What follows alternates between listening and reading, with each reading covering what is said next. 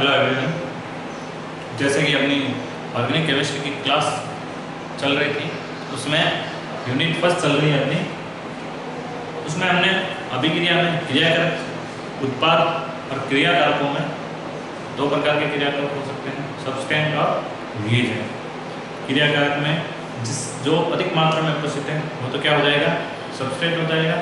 कम मात्रा में वो क्या हो जाएंगे, रिएजेंट। और हमने देखा था कि रिएजेंट भी दो प्रकार के हो सकते हैं, एक तो इलेक्ट्रोफाइल और एक न्यूक्लियोफाइल।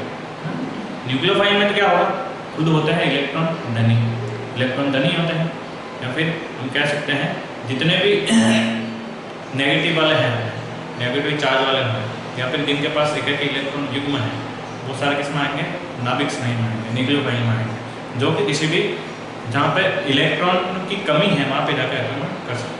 वैसे हमने देखा था कि इलेक्ट्रोफाइल में क्या हो रहा था, खुद तो क्या थे, इलेक्ट्रॉन न्यून थे। तो कहाँ आक्रमण करते थे, इलेक्ट्रॉन्स में जहाँ पे इलेक्ट्रॉन की अधिक था। इसमें आगे हम पढ़ेंगे, आगे हम देखेंगे भाई, आज हम पढ़ेंगे क्रियाशील मध्यवर्ती, है ना, रिएक्टिव इंटरमीडिएट, रिएक्टिव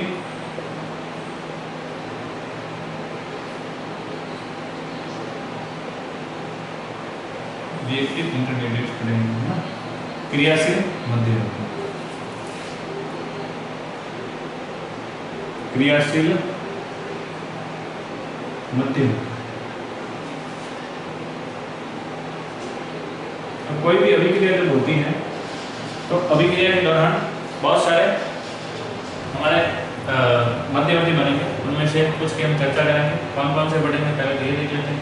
एक तो हम पढ़ेंगे कार्बोकैटायन पढ़ेंगे, इसके बारे में अपने सिलेबस में 6 है टोटल, उसमें से एक कार्बोकैटायन हो जाएगा, एक बाद में होगा कार्ब एनायन, एक हमने पढ़ना है कार्ब एनायन। एक हम पढ़ेंगे 3 रेडिकल मुक्त मूलक।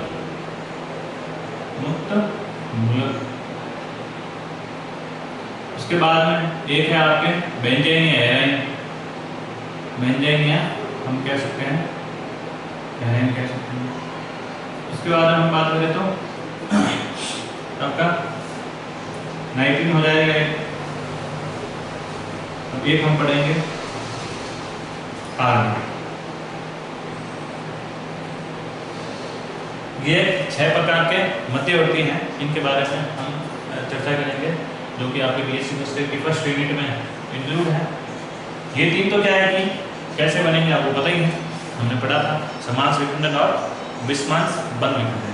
तो समांश विखंडन हुआ था तो क्या बनेंगे, समांश विखंडन से बने। ये दोनों किससे बने थे, विषमांश विखंडन से बने थे, विषमांश विखंडन से बने थे। और ये तीनों अलग से पढ़ेंगे, नाइट्रीन, कार्बन और बेंजीन, ठीक है।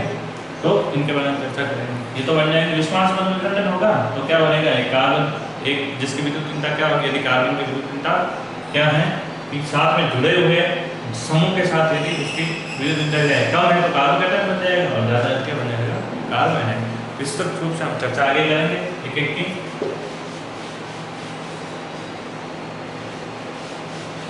सबसे पहला अपना है कार्बोकैटायन। सबसे पहला अपना कार्बोकैटायन, कार्ब कहते हैं इसमें, कार्ब।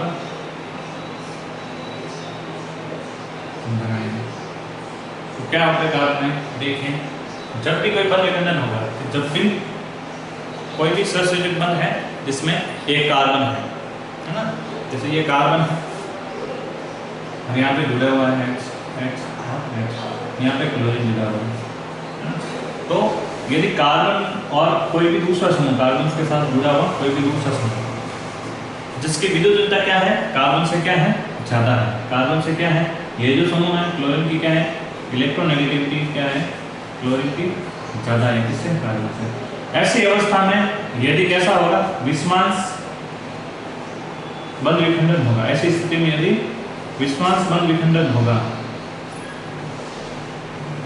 कोई भी सहसंयोजक बंध है इसमें एक कार्बन है और कार्बन के साथ कोई दूसरा समूह जुड़ा हुआ है। इस सहसंयोजक बंध में यदि विस्मांस बंध विखंडन होता है, इसमें सहसंयोजक बंध संयोजक बंध में क्या हो रहा है, यदि विस्मांस बंध विखंडन, विस्मांस बंध विखंडन होगा तो इलेक्ट्रोनेगेटिविटी क्लोरीन के पास जाता है तो क्लोरीन इलेक्ट्रॉन लेके निकल जाएगा, तो अब कार्बन के पास इलेक्ट्रॉन की संख्या क्या होगी, कम होगी। इस प्रकार से क्या बनेंगे आपके कार्बोकेटायन बनेंगे। अब कार्बन पे क्या आ गया, पॉजिटिव चार्ज, इसे ही हम क्या कहेंगे, कार्बोकेटायन। क्लियर हो गई चीज, कैसे बनेंगे कार्बोकेटायन। कोई भी सहसंयोजक बंध है जिसमें एक कार्बन है, कार्बन के साथ दूसरा कोई भी समूह जुड़ा हुआ है, इन चीज में से विद्युत ज्यादा किसकी है, कार्बन से जुड़े हुए दूसरे समूह की विद्युत क्या है, ज्यादा है। इस स्थिति में जब भी विस्मांस बंध विखंडन होगा तो साथ में जुड़ा चूंकि इसकी विद्युत ज्यादा है, जब भी बंध विखंडन होगा तो इलेक्ट्रॉन शक्ति किसकी ओर हो जाएगी, क्लोरीन की ओर हो जाएगी, और क्लोरीन क्या बनाएगा, नेगेटिव बनाएगा, और इस कार्बन पर क्या आ जाएगा, पॉजिटिव सिंबल आएगा, तो इसे हम कहेंगे कार्बोकेटायन। तब आगे इसकी संरचना की बात करते हैं, है ना, कार्बोकेटायन की संरचना की बात करते हैं। कार्बोकेटायन की संरचना की हम बात करें कैसी होती है संरचना, वो देखते हैं। क्या करना है इसमें, पहले देखो समझिए इधर, जैसे ये कार्बन है, ग्राउंड स्टेट में कार्बन है, तो इसका इलेक्ट्रॉनिक विन्यास कैसे होता है, ग्राउंड स्टेट में इलेक्ट्रॉन मिलता है, ग्राउंड स्टेट में इसका 1s2 2s2 और 2p क्या होता है, 2 होता है। आपको पता है कि कार्बन हमेशा एक्साइटेड स्टेट में रहता है कार्बन को छोड़कर, तो कार्बन एक्साइटेड स्टेट में रहेगा तो एक इलेक्ट्रॉन किसका शिफ्ट हो जाएगा, 2s वाले का हो जाएगा, तो एक इलेक्ट्रॉन शिफ्ट कहाँ हो जाता है, p प्रेजेंट इसको स्टार से करता है उत्तेजित अवस्था को, तो इस प्रकार 1 2 3। और जब मैं CH4 में यदि बात करूं, CH3 जैसे ये एग्जाम्पल था अपना CH3 Cl, इसकी मैं बात करूं तो इसमें होता है संकरण sp3 है, इसमें संकरण क्या है, sp3 है।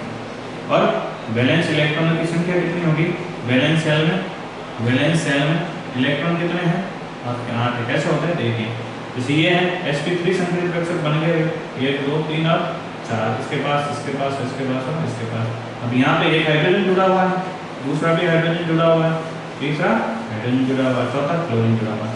तो ये बंध बना रहे हैं, सहसंयोजक बंध बना रहे हैं, तो एक इलेक्ट्रॉन तो इसका और एक इलेक्ट्रॉन इसका, तो ऐसे हो जाएगा, दो इलेक्ट्रॉन हो जाएंगे। तो ये सही दिखो, उसमें यहाँ पे इलेक्ट्रॉन की संख्या कितनी होगी, 8 होगी। अब इसके बाद में हम देखते हैं भाई जब एक क्लोरीन निकल गया तो क्या बना, ये बना तो देखो यहाँ से ये निकल जाएगा, तो देखो इलेक्ट्रॉन लेके निकल रहा है, तो पीछे क्या बच जाएगा, ये बच जाएगा।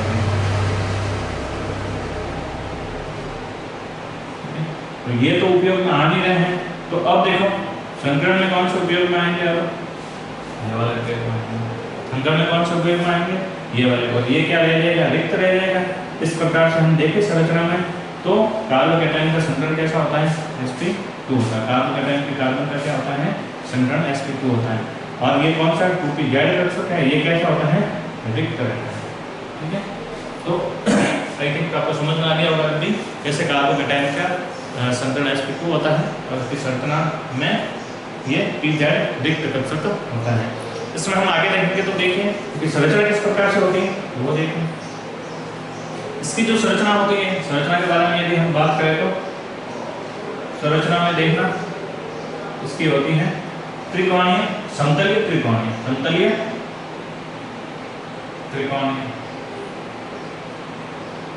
ट्राइगोनल प्लेनर,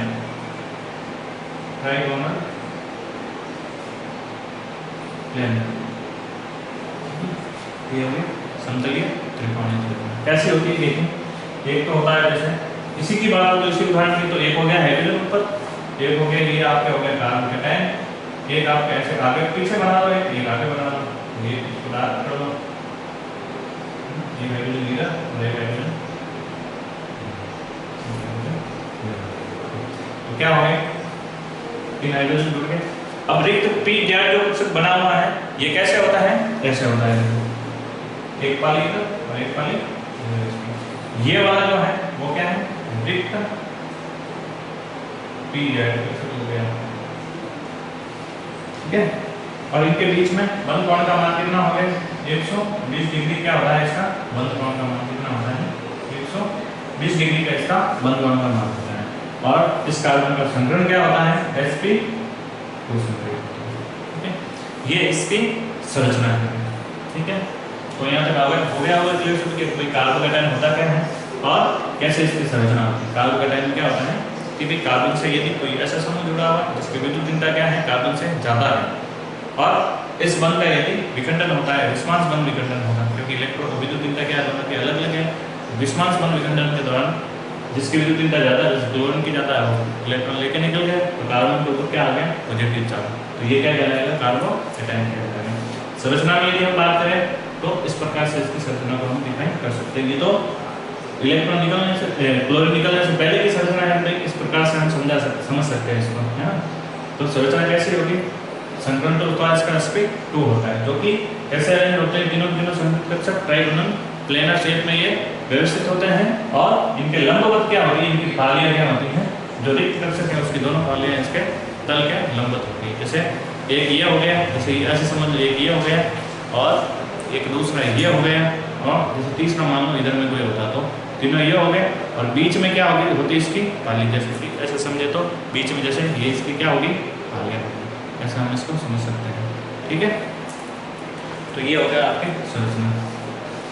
संरचना के बाद में हम बात करेंगे भाई कार्बोकैटायन कितने कौन कौन से प्रकार के होते हैं उनको हम डिवाइड करेंगे भाई कार्बन की डिग्री क्या है।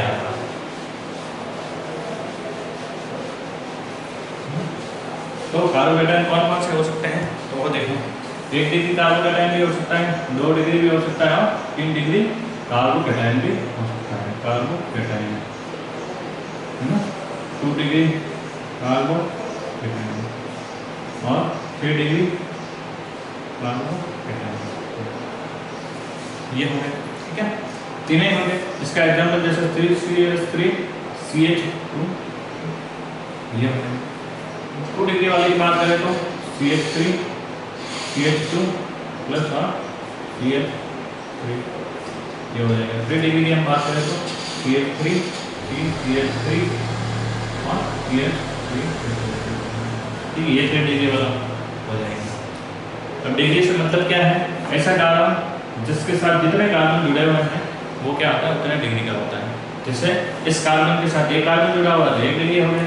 इस कार्बन के साथ 2 कार्बन जुड़े एक इधर और एक इधर तो ये कैसा हो गया 2 डिग्री कार्बन। और 2 डिग्री कार्बन वाले पे यदि धनावेश है तो कैसे कहलाएगा 2 डिग्री कार्बन। नाम की हम बात करते हैं तो इसका नाम हो जाएगा एथिल कार्बोकैटायन। इसका आइसोप्रोपिल कार्बो इसका टर्शरी ब्यूटाइल कार्बोकैटायन। ठीक है, ये तो हो गया इनके प्रकार। आगे हम बात करें तो क्रियाशीलता है मध्य क्रियाशीलता है इस टाइप को प्रभावित करने वाले कारक है ना। तो कार्बोकैटायन के इस टाइप को और क्रियाशीलता को प्रभावित करने वाले कारक आगे हम पढ़ेंगे। कार्बोकैटायन की क्रियाशीलता और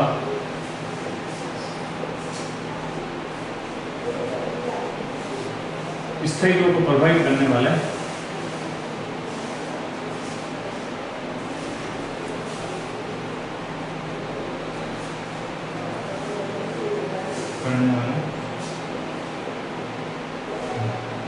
इसमें मोस्ट जो है एक ही है प्रेरणिक प्रभाव। प्रेरणिक प्रभाव अब प्रेरणिक प्रभाव में क्या होता है कि 2 प्रकार के प्रेरणिक प्रभाव है प्लस आई वाला भी है और एक माइनस आई वाला भी है। तो प्लस आई और माइनस आई वाला दोनों ही है। तो प्लस आई और माइनस आई क्या इफेक्ट डालते हैं वो देखेंगे।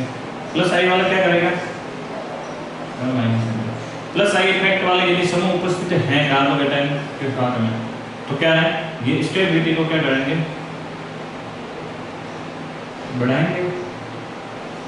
और यदि माइनस आई वाले समूह हैं तो ये स्टेबिलिटी को क्या करेंगे डिक्रीज करेंगे। ठीक है, और रिएक्टिविटी की बात करें हम रिएक्टिविटी की बात करें तो इसका जस्ट क्या हो जाएगा उल्टा हो जाएगा। तो रिएक्टिविटी डिक्रीज हो जाएगी और इधर क्या हो जाएगी, इंक्रीज हो जाएगी। जिससे उदाहरण से हम समझेंगे प्लस आई प्रभाव वाले समूह और माइनस आई वाले समूह।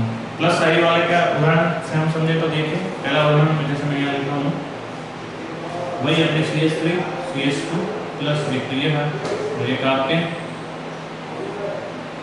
ये हो गया, तो एक आपके यदि ये है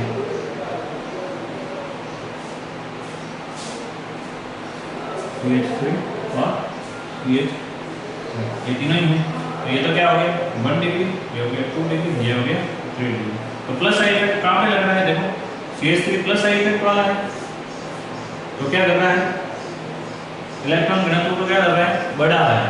इलेक्ट्रॉन घनत्व को बढ़ा रहा है तो आवेश घनत्व क्या होगा इसका, कम हो गया। जब आवेश घनत्व भी कम हो गया तो इसकी रिएक्टिविटी क्या हो जाएगी, कम हो जाएगी। भाई धनावेश भी कम हो गया तो जितना धनावेश ज्यादा उसकी क्रियाशीलता उतनी ही ज्यादा, जितना धनावेश कम उतनी क्रियाशीलता कम।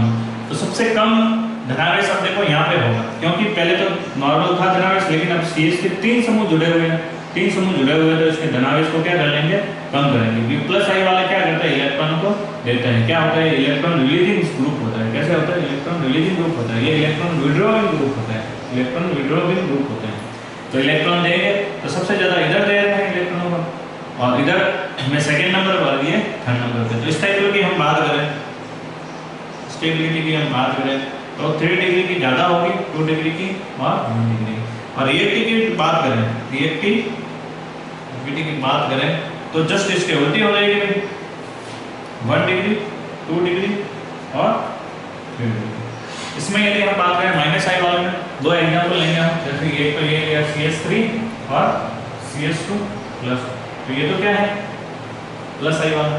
यदि माइनस आई वाला है, इन दोनों को कंपेरिजन करना है, बस CH3 ये, अब देखो ये तो इलेक्ट्रॉन दे रहा है, ये तो क्या करता है, इलेक्ट्रॉन दे रहा है, और ये इलेक्ट्रॉन बाहर खींच रहा है। तो बाहर खींच रहा है तो यहाँ पर आवेश घनत्व क्या हो जाएगा, कम हो जाएगा, क्योंकि इलेक्ट्रॉनों की संख्या और कम होगी भाई, उसका जो घनत्व है इलेक्ट्रॉन घनत्व ये क्या कर रहा है, कम कर रहा है, कम कर रहा है, तो इसकी रिएक्टिविटी को क्या कर रहा है, बढ़ा रहा है। स्टेबिलिटी की हम बात करें तो ये हो जाएगी। यदि रिएक्टिविटी की बात करें, रिएक्टिविटी की बात करें, रिएक्टिविटी की हम बात करें तो कौन सा हो जाएगा एग्जांपल अपने, इधर ये एग्जांपल ले लेंगे CH2 प्लस और CH2 प्लस। तो रिएक्टिविटी की बात करें तो उल्टा हो जाएगा, इसकी रिएक्टिविटी क्या हो जाएगी, ज्यादा हो जाएगी। ठीक है, आगे वाला देखते हैं, अतिशय युग्मन प्रभाव। एक तो ये हो गया,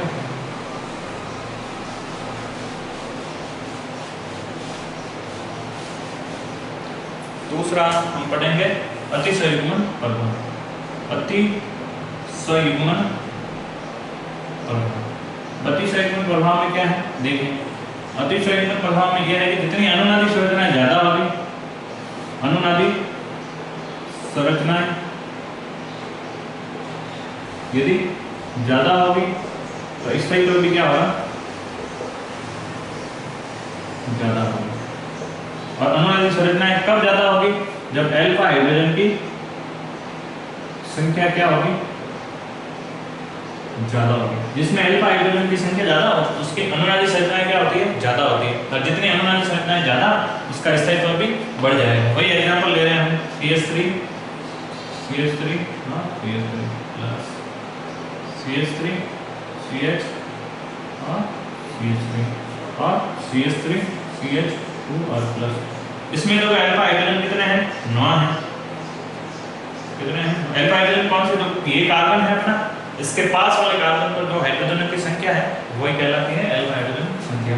जितने अल्फा हाइड्रोजन ज्यादा अनुनादी संरचना उतनी क्या होगी, ज्यादा।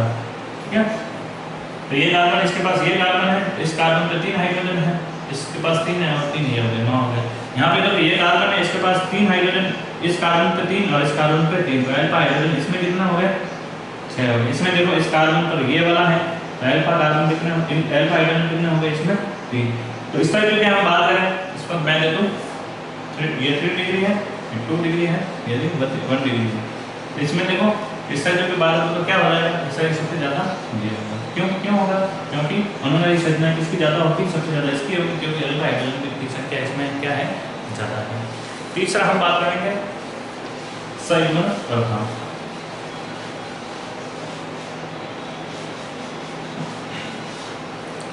तीसरा हम यदि बात करें तो संयुग्मन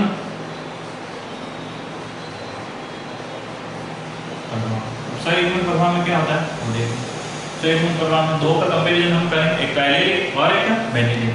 हम बात करेंगे एलिलिक की।